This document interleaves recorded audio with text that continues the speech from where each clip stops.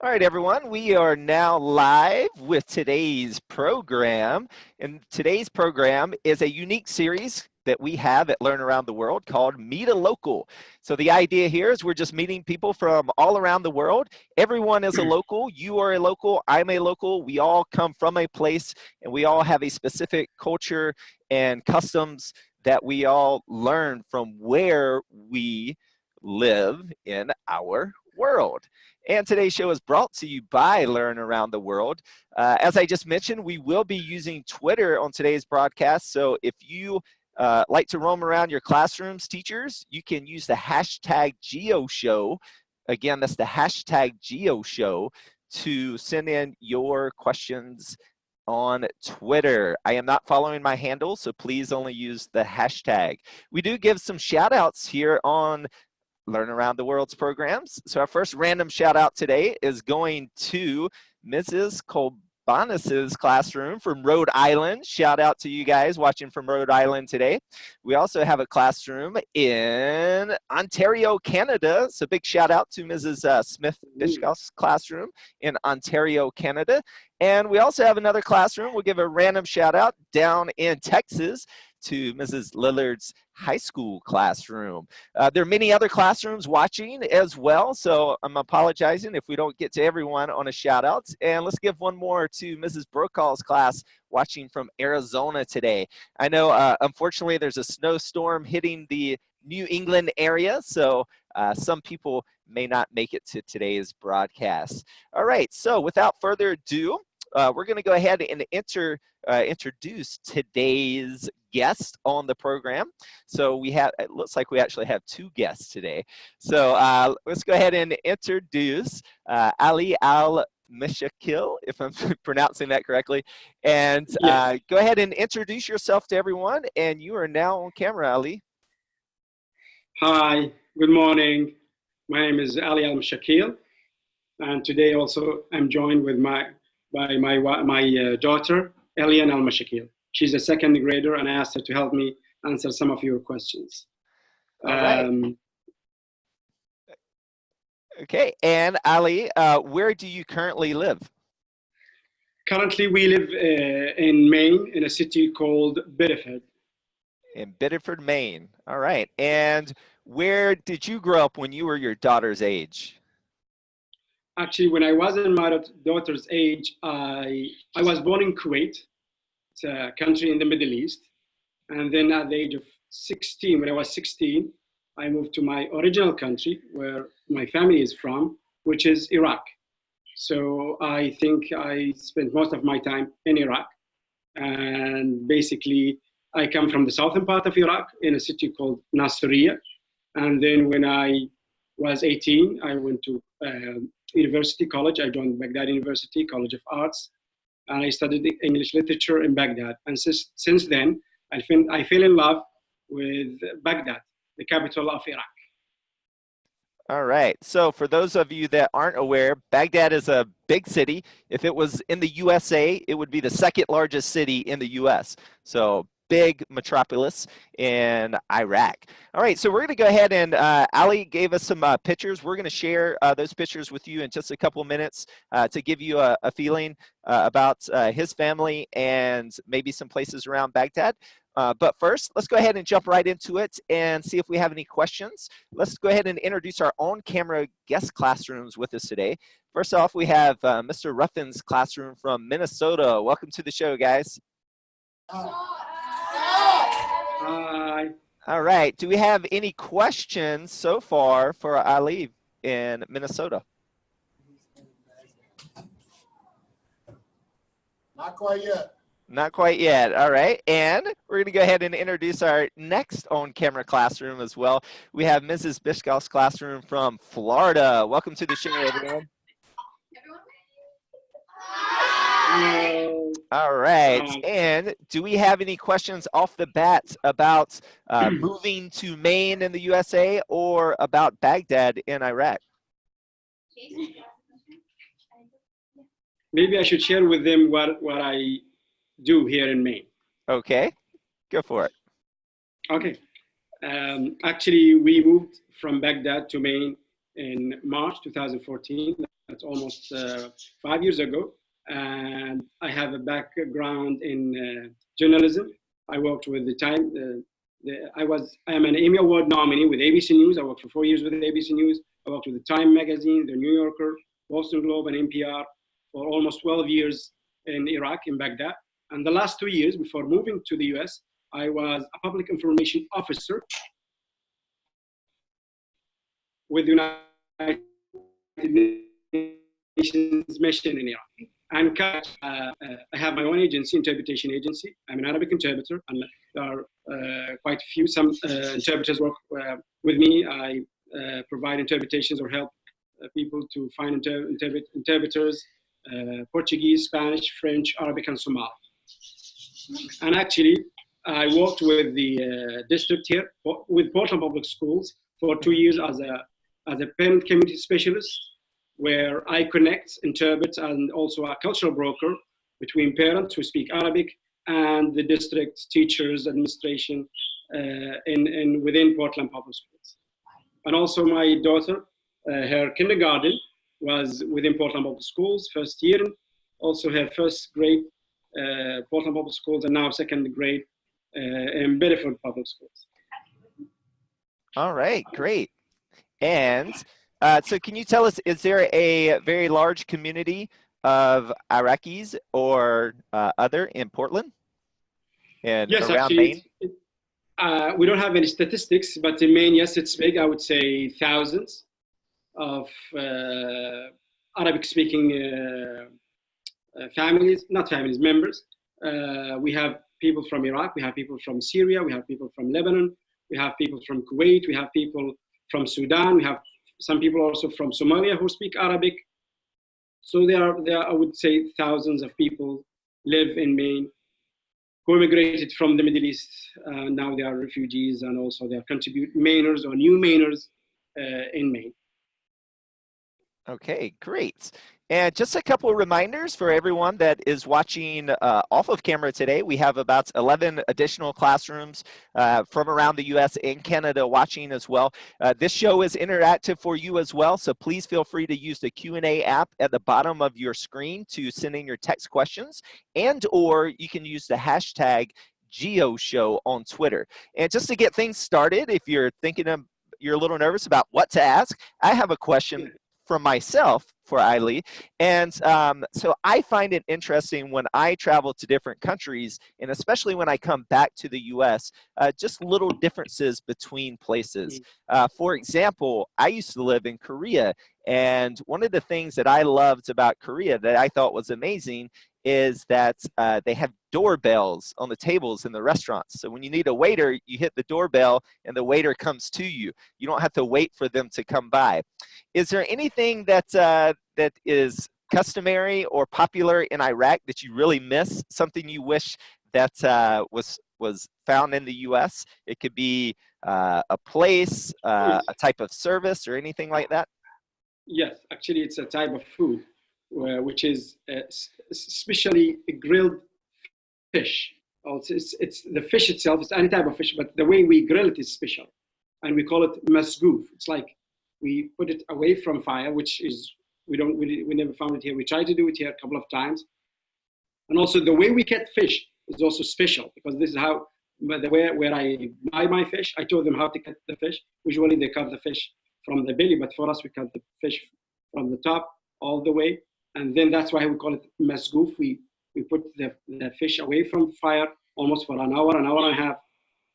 This is one of the things I miss here. Another thing about the weather, actually, I wanted to mention. So in Iraq, it's extremely hot, and in the summer, sometimes it's 120, 130 Fahrenheit, and here sometimes, I don't know, I'm talking about not Fahrenheit, centigrade. But in Fahrenheit, sometimes it's here. It's for us in centigrade. It's minus 20, minus 15, which is amazingly cold for us. So we have in Iraq we have sandstorms, and here we have snowstorms, which is very different actually, from a very hot place to a very cold place. This is one of the things we needed to adjust and to learn to wear different clothes and to be able to take the cold here in May. But I say to my kids that the warmth of the hearts of the people here will help us to take the cold in May. That's a fantastic experience that you had. And from coming from Iraq, had you ever seen snow before coming here? In Iraq, no, but I traveled to Jordan, to Lebanon, where during the winter where they have snow actually, and this is in the Middle East. All right. Okay, and we're still waiting on again. Send in your questions if you have those, and go ahead, Ailey. How about playing the first video I sent you, Mustafa Al-Sumarai? It's about life in Iraq. I'm sure the kids will love it. There's one thing, there's no any translation, but I will be able to help them translate while they are speaking or while the photographer is speaking, the cameraman. So it's the first Mustafa Al-Sumarai, first video. If you can play this, I'm sure they will enjoy. It's about life in Baghdad.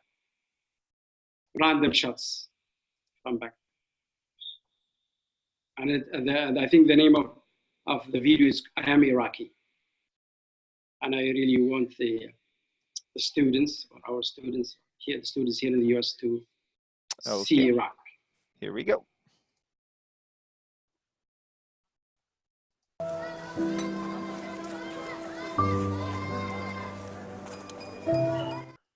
Did you want to comment? No, it's okay. No, this one in English. Okay, let's start with this. Fall of Fallujah to ISIS. We were there to interview politicians and various leaders, human rights activists, but we had a lot of time in between. In one case, we came across some young boys on a day which was about 120 degrees, and they were jumping off a little bridge into an irrigation channel. And, you know, it was heartening to see life going on.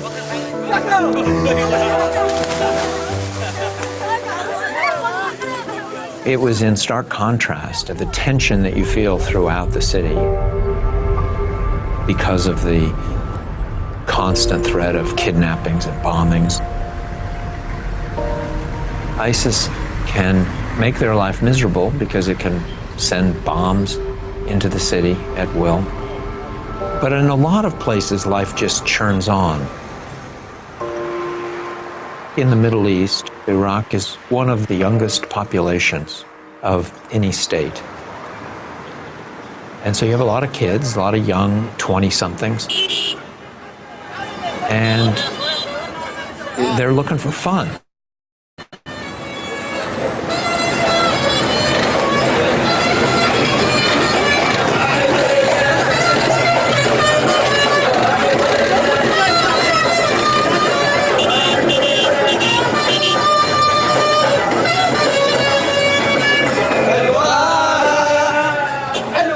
I see this all over the world. You go to places where people are besieged, but yet when they can, they express their sense of humor.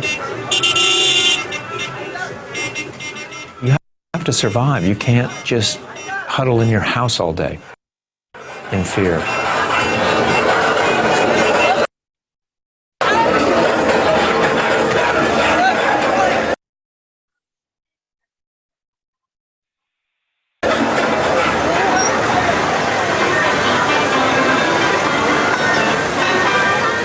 This is an ice cream parlor in the Karada district of Baghdad. It had been bombed months back, or maybe it was as much as a year back.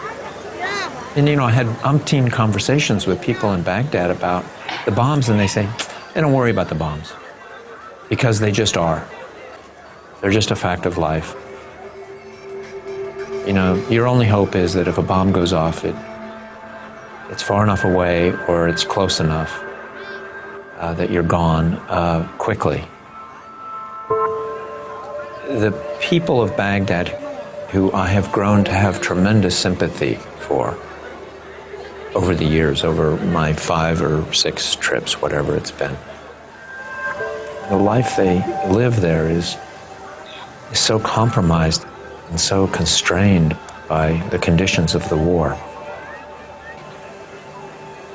To see them out and trying to have a good time, trying to date, or trying to have a family, or going to a fun zone and trying to give the kids a chance to run around and feel free and ride a Ferris wheel.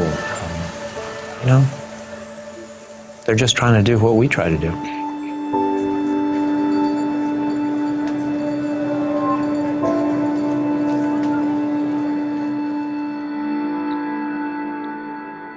All right, that was amazing. To kick it off, I'll have a question. What were the big fans with all the misting going on? What were those? Actually, this is for when it's, as I said before, it's extremely hot. So sometimes some of the shops that want more customers, they put big fans with spraying some water, so that it makes things cooler and stay more or spend more time in the shop, especially the ice cream shop, as you've seen in the video. So this is in many shops actually. This is what they do. That's to bring more customers, to make it soother, to make it to take the heat. It's very, as I said, it's extremely hot there. Right. These fans, and are they? Do you find these in most kind of outdoor sitting places like restaurants and ice cream shops, like you said? Yes, restaurants, yes, and because also another thing, they don't consume a lot of electricity. So if it's AC, and it's because you need people to sit outside, so an AC cannot be used outside. That's why they use these fans, special large fans. Oh, that's amazing. And I bet many people will be maybe have seen those on the sidelines during sporting events where athletes have those going on. Great. We do have a question coming in from Mrs. McGranger's classroom from Ohio. How hot does it get in Baghdad? I know you mentioned it earlier quickly. Can you tell us again how hot does it get? I can give you an example, and if they search a video, if they can Google it, and they say frying an egg in Baghdad streets, people literally, they can bring a pan. This is in July, late July, or I think late July, early August. Brought a pan, an egg, cracked the egg, and it was cooking there under the sun. No any cooking oil, nothing. The egg was cooking there just under the sun, literally. So yeah, I think if you Google this, you'll find it. Oh wow! I'll see if I can. I'll see if I can find it. Yes. And if I don't find it during the show, make sure everyone you go out there and find that as well. I can send it to you later on. Okay, and let's go check back in with our classroom in Minnesota on camera. Do you guys have any questions so far about Baghdad or moving and living in Maine? Yeah, we do have one. I think a lot of times we get our information from the media. So, Mr. Ali, can you describe the threat of ISIS in your own words? And then the students are wondering, why was there the threat of kidnappings and bombings during this time?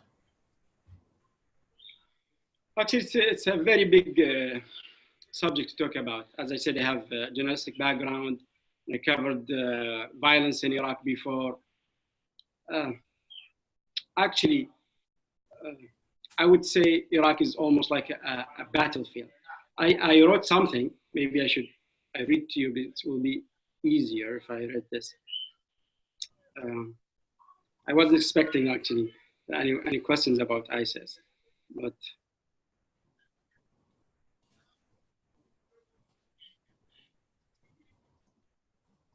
and it's something I wrote, and it's a speech I gave actually, like long time ago, but I would love to share with you if it's okay with you. And it's about violence in Iraq and why I had to leave and flee and leave my country, despite the fact I have a good job in Iraq. I said, or I wrote, I spent most of my life in Iraq working hard and trying to live an ordinary life. But what I was experiencing daily is not how a normal human being should or would wish to live.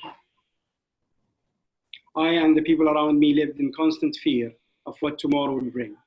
I lived with a hammering question in my head about whether or not I would be able to stay alive until the next morning. There was an ongoing feeling of being unable to control my life and the overshadowing of political unrest, which was causing the country, causing devastating violence and turning the country into a wasteland, filling the lives of many Iraqis with uncertainty and gloominess. What kind of life would it be without security, without safety, without stability? Deep inside, I realized that I wasn't living the life I wanted for myself. I felt like I was chasing a mirage. During the last 12 years of my life in Iraq, I carried 3 heavy burdens layered on top of each other that affected me both physically and mentally. The first layer was being an Iraqi, whether living in the north, in the south, or in the center of the country, eating, drinking, and breathing day and night. I lived with the dangers of being killed, kidnapped, or severely injured for no reason but being in the wrong place at the wrong time. The second layer of my burden was that I was an Iraqi who was living in Iraq's capital, Baghdad, which could be statistical and actually, for its people, the most dangerous place on earth. I have always said it is very difficult for non-Iraqis to imagine what kind of suffering and imminent threat Baghdadis feel while just trying to earn bread for their families. No matter what part of the city, car bombs, IEDs, and sectarian violence occurred almost daily and turned the city into an open battlefield that could make a simple thing like returning home from work or shopping my utmost wish. The third layer of my burden, and the heaviest of the 3, was being a journalist and working for international media organizations. In the past 12 years, over 350 Iraqi journalists were killed. Some journalists were shot dead. Some were tortured to death. Others were kidnapped, and their loved ones never heard from them again. Some were threatened with bullets in envelopes sent to their houses and had to flee the country for their lives. Anything wrong could happen at any time, and you should never think that you are safe. This is what my wife used to tell me all the time, especially when she read or watched TV. News reports about such killings of journalists also minimize the threat and violence by turning human beings into statistics. I pretended that I was not afraid and that I did not care because I wanted to spare my mother and my wife the fear of loss. But deep inside, I knew I was injecting myself with a false, misleading, and fatal feeling. Day by day and month by month, I finally realized, or I finally reached a point where I recognized that I had to make a change. I had to think differently, and I had to make the big decision to immigrate. So there are another part, but I don't want to. I know it's sad. Thank you. Thank you for sharing that, Ali. And since you just shared your experience and your story, we have a fantastic question coming in from Mrs. McDermott down in North Carolina, my home state. And they want to know, you mentioned your family was from Iraq. Have other family members also moved away? Or, and I'm adding this part, do you still have family still in Iraq? Maybe Elian can answer this question. Do we have answer? Do we have family in Iraq? We have our cousins in Iraq. We have here and we have in Iraq. We have our cousins here. Yes. We have actually my 2 brothers and my mom here in Iraq. My dad, here in Maine. My father and other siblings are still in Iraq. And I have a lot of friends there. So we are like separated. So we have family here, family there, friends here, friends there, friends there. And we are still hopeful to be united. And I know a lot of us have probably seen things in the news, especially during today's times. What is that process like if you have a family member that wants to try to come tomorrow? How, is it a long process? Is it very difficult? And how can you share any lights on that experience? Yes, it is actually a very lengthy process. I would first let me talk about my personal experience. When I first put my application, and now I'm family of five, we were just three. My wife, my older son Ahmed, and I. And this is March 2009. And it took me 5 years to get my visa. And we got to the US March 2014, 5 years to get our visa. And now actually it's more difficult. Actually now almost there is no hope for people to come. It's very slim hope, very slim chance that you will get the visa. I know people been in the pipeline for now, waiting for their visa for 7 years. So since 2011 they applied, and so now this is the eighth. Actually, they started their 8th year. No, and they did not get their visa, and it might take, I don't know how long now. It's no deadline, no time frame for when they might get their visas. So we've been waiting since I was born? Since you were born, yes, since 2011. They put there since I was born, yes. See, since Alien was born, they've been waiting to get their visa. Very long process. Let's check in with our classroom down in Florida. Do you guys have a question? Yes. What was some of the challenges you faced when you came to America? I think the main challenge for me was finding a job. Other people, it might be the language barrier, but for me, it was finding a job. And it took me actually a few months to land on my first job, but it was really very challenging me to find the job I wanted. And now it's like almost 4 years and a half till I managed to start my own business interpretation. So I've been doing interpretation, working for other people. So I arrived March, and my first assignment as an interpreter was in June. So after 3 months, I got my first assignment as an interpreter here in Maine. I know of other people who faced other challenges. If it's some people I know, for example, for my wife, for example, she used to be a teacher in Iraq, and it was very difficult for her to certify her certificate, Iraqi certificate, to be accepted here in the US as a teacher.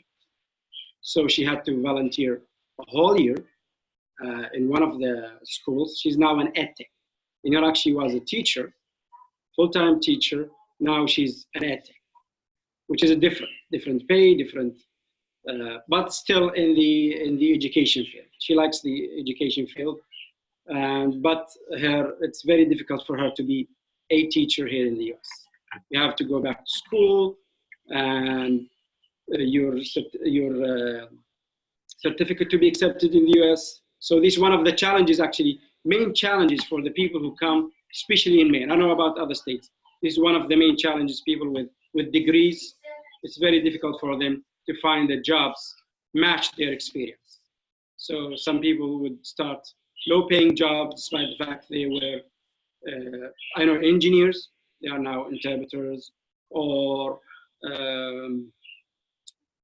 in this field, they had a good career and good paying jobs where they come from Iraq, from Syria, from Somalia, from other parts of the Middle East. But when they come to the US, I think it's a US problem, maybe not only in Maine. When they come here, their certificates are not accepted.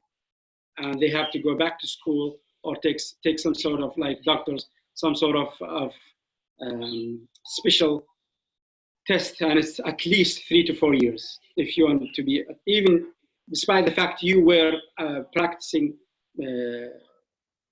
medicine in your country. I can imagine that's challenging. And Ali, did you did you have trouble? Did you attempt to find a job in journalism? And was that challenging for you? And is that why you changed your direction of your career path? Yes and no. Yes, I tried locally actually, and it was a little bit challenging because I think journalism it has to do with your previous experiences, your readings, your knowledge of the area, your knowledge where you live. Sorry. So I tried, and I wasn't successful in getting a job in journalism. But later on, 2014, 2015, I was afforded the opportunity to work with a news agency. It's called the Newsbeat Social, which is their headquarters in Portland, Oregon. And I was afforded the opportunity to be their Middle East commentator. I was commenting on the events that's then happening in the Middle East, especially in Iraq and the neighboring countries. And there is also some sort of a challenge in the way you have to write. It's a video actually, a 1 minute video. And there are 2 videos I sent. Maybe you can share with my friends here, or my students here. I have almost over 200 videos for a period of 21 months. It's 1 minute video. And there's somebody who introduces me and closes after me. And I have almost 54 to 55 seconds to state my idea in maximum 120 to 140 words. So maybe there are 2 videos I sent to you. One of them, one of them is about Baghdad, and the other one is about the Green Library. Maybe we can close later on with the Green Library. And there is a big story after behind the Green Library, why I chose the Green Library. Baghdad UNESCO. Maybe you can share this video, and maybe our students can watch this video. Baghdad UNESCO. It's the last 2 videos I sent you, last 2 links. Okay. Yes. Baghdad was chosen the City of Literature, 2016. Baghdad is named a UNESCO City of Literature. Our Middle East analyst Ali Al-Mshakheel shares his thoughts. Thanks, Molly. I remember once an Iraqi writer told me that Baghdad was a beautiful woman, but with no makeup or stylish clothing. And you would have to search for the beauty if you want to see the grace of Baghdad.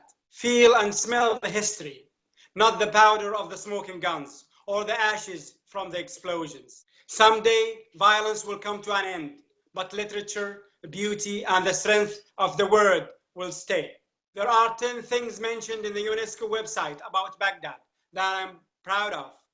In fact, it is just a small sample of what Baghdad's contribution to human development. Through its history, Baghdad has been a fertile city for creativity and ingenuity. Thanks, Ali. For Newsbeat Social, So, Ali, was this a book library? This is one of the most beautiful places. If anybody wants to visit Baghdad, should visit. It's called Al-Mshakheel Street. This is the whole street. It's like 1 kilometer of libraries and bookshops. So each one of these are like individual vendors. They come to sell books. Yes. No, these are people who are trying to buy books, but the vendors to the left and to the right, but the people in the middle are people who buy books. Oh, wow. Amazing. And yeah, actually, this is the lung, the cultural lung, or the intellectual lung of Baghdad, or Iraq, actually. Al-Mshakheel Street. Al-Mshakheel is one of the most famous poets in the Arab, in the Abbasid period, and till now is a well-known poet. So they named the street after him, after this poet, Al-Mshakheel. And it's by the river, by Tigris River. And this is one of the most beautiful places. If I can send you a lot of pictures of Al-Mshakheel. It's a very beautiful place. Books, food, music, and it's also it's located or close to the headquarters for the Ottoman administration in Baghdad, where they used to run the city. It's called Al-Qishla, and this is a big, I don't know the word palace. It's for administration where the ruler, the Ottoman ruler who used to run Baghdad from that place or that palace or that, and it's also by or near Al-Mutanabbi Street. So if you go there, the books, the food, history, the ancient buildings, the river, it's a beautiful place. And you will meet a lot of the intellectuals, Iraqi intellectuals there, painters, singers, actors, actresses, and it's usually Fridays. It's all week long, but the biggest gathering is on Fridays. Usually it's a Friday, it's a weekend. For us, the weekends are Friday and Saturday, but Friday is a special day for people to go buy books, meet with their friends, see, listen to musicians playing there for free. So it's a big carnival every Friday. All right. And also this week, it's Baghdad International Book Fair also. Oh, this week? This week, Baghdad. And it's the biggest since 2003. Oh, wow. So maybe some of our classrooms after today's program or this week, you can go research into the International Book Festival this week in Baghdad. I know originally we said we're going to 10:30. I want to be respectful of your time. If you have time to stay on and continue to answer questions, we would love for that to continue to happen.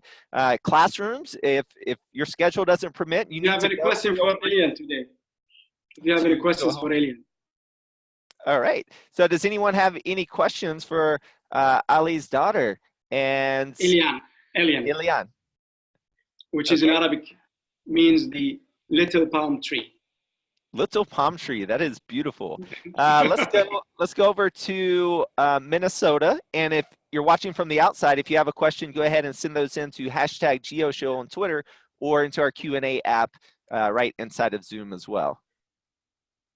Would love to answer your questions, I and Elian. She was very excited. She woke up in the morning. Questions over in Minnesota? How do you like school? Oh, that's a great question. How do you like school in Maine? It's very good.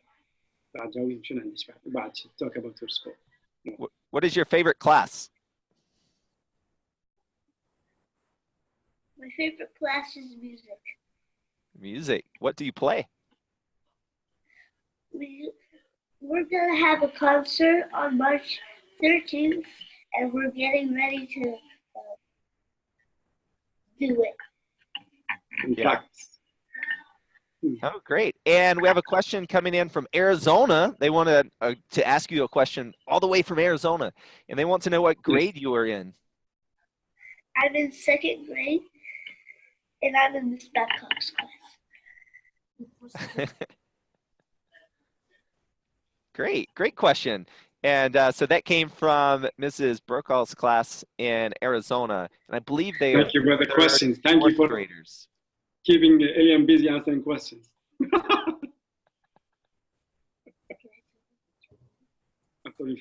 Elian has a joke for you, but after we connect you, there's the second video I want to show you. It's called The Green Library. It's about books. So again, about books, which is very important that you pick that topic, Brandon. The second one, the UNESCO, and then the Green Library. You see the link?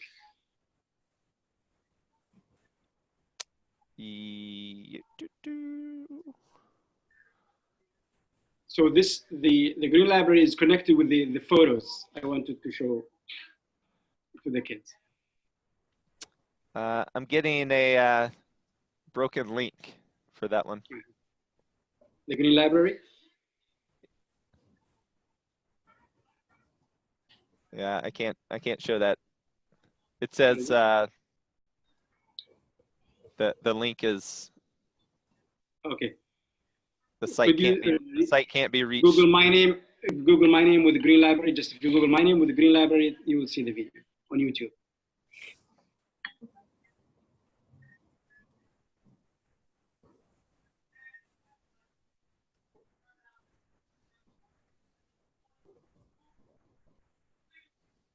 So while you are Googling this, maybe Elian has a joke for you. She wants to tell you a joke. Tell the students a joke. Okay, go ahead. Say I have a tomato and I lost it, and I have another tomato. What do you call it? Okay, can you repeat it one more time? You had, what did you have and what did you lose? I had a tomato and then I lost it, and I have another one. What do you call it? Okay, let's check in over in Minnesota. So she said she has a tomato, she lost it, now she has another tomato. What do you call it? Anyone have a guess? Garden? No. A garden? A tomato? No. A garden, a tomato. So what do you call it? Asparagus. A spare, I guess. A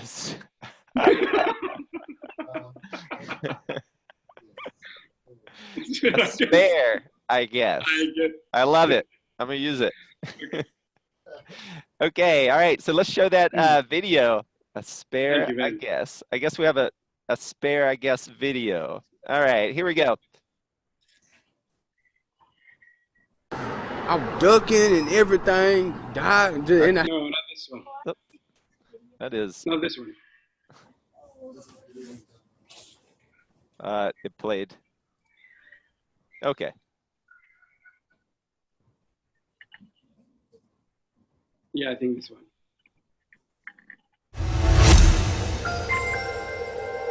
It's inspiring news out of Iraq. Our Middle East contributor Ali Al-Mshakheel has the story. Thanks, Molly.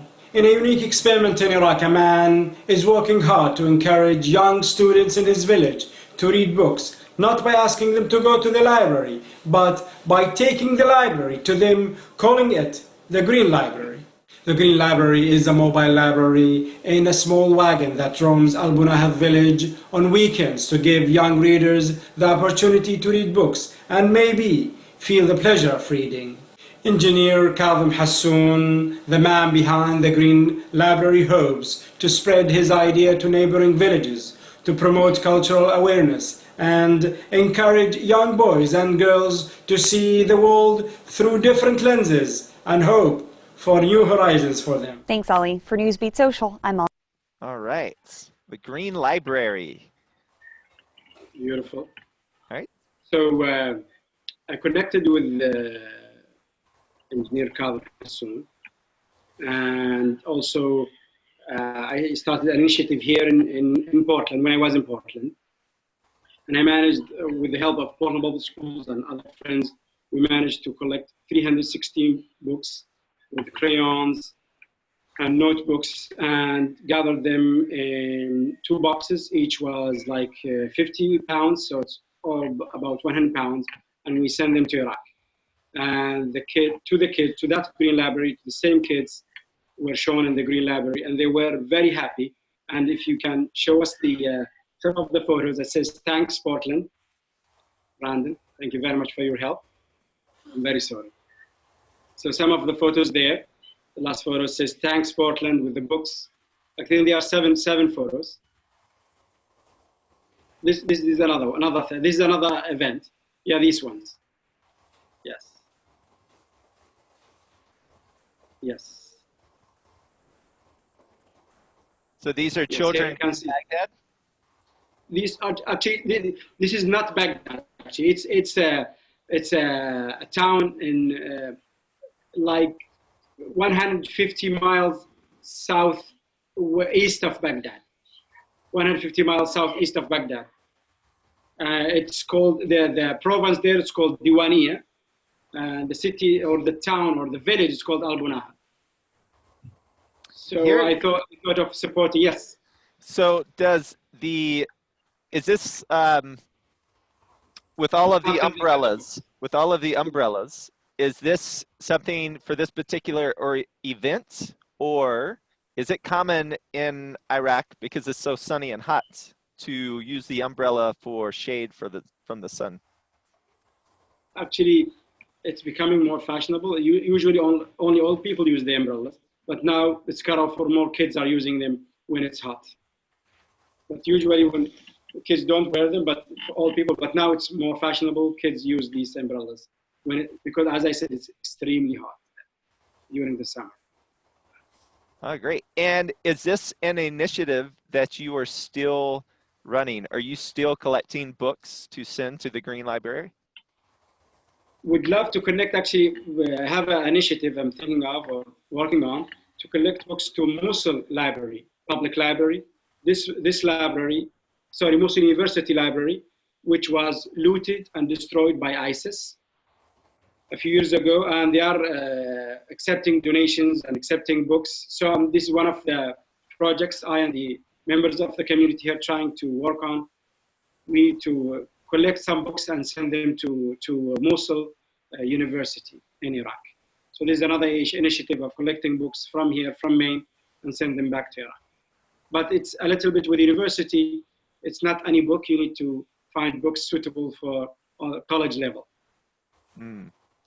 All right, so maybe we can keep in touch if that's anything any of our audience can help out with and collect books. Looks like we have a question over in Minnesota.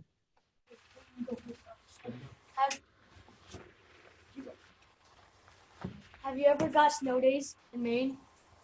You just had 7 of them. 7. You just had 7 snow days? Okay, I think that's a great question. Have you had any snow days this year? Yes, we actually had one last night. So today is a snow day, so no school today actually for Elian. That's why she's not in school. Today is a snow day actually. Right. So we have some classrooms that did not show up today because they are out on snow days. So yeah, there's a big snowstorm hitting the Northeast right now. All right. Great question. Let's go right back to you guys. You have another one? Yeah. What is the daughter's favorite book?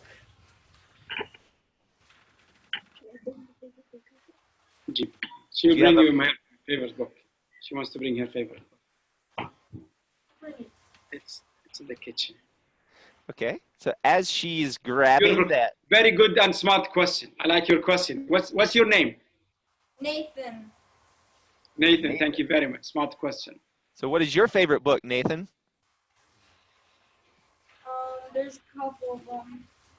The New Diary of a Wimpy Kid, and I forgot what the other one's name is. Yeah. My oldest son collected all their new diaries for Wimpy Kid. I think they are 13 or 14. So he read all of them. My eldest son, Ahmed. I think that's when he was a 5th grader. 3 years ago. So Elian brought her favorite book. She wants to show you her favorite book. Kiss me.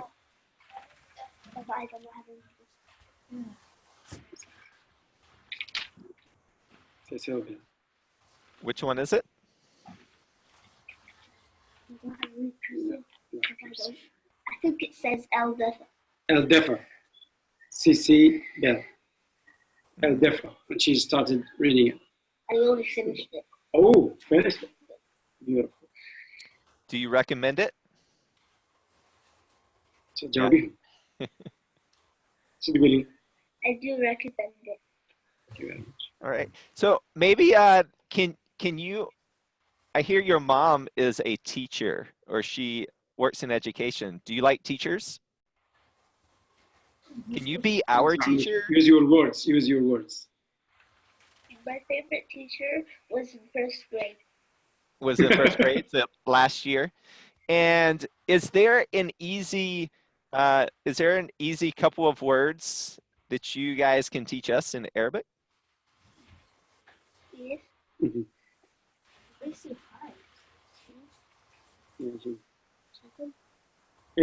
She wants to tell you her favorite word in Arabic. Driven. Which is? Cheese. Cheese? Jibin. Jibin. Jubin? Jibin. Cheese. I don't know why she chose this word. Can you guys try to say that in Minnesota? Jibin. Ribbon. Speaking of cheese, what is there a word that's common to say in Iraq? Like when we take pictures in the U.S., we say cheese. And when I was living in Korea, they would say kimchi. Kimchi. Is there a word that Iraqis say when they take pictures? I can't think of the word, but usually we ask people to smile. Smile. 1, 2, 3. 1, 2, 3 in Arabic. All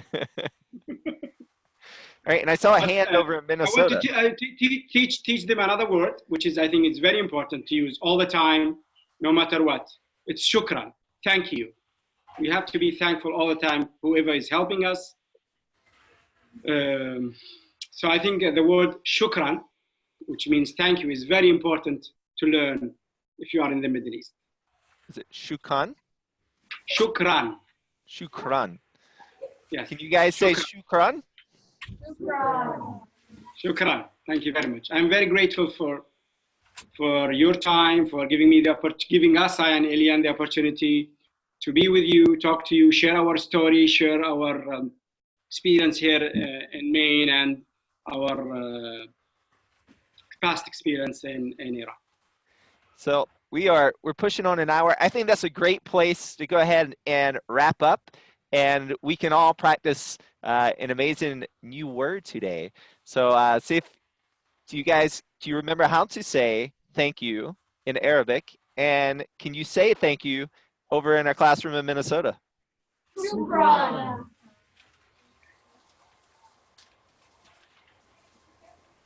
All right. So thank you, Ali. Thank you for all of our classrooms.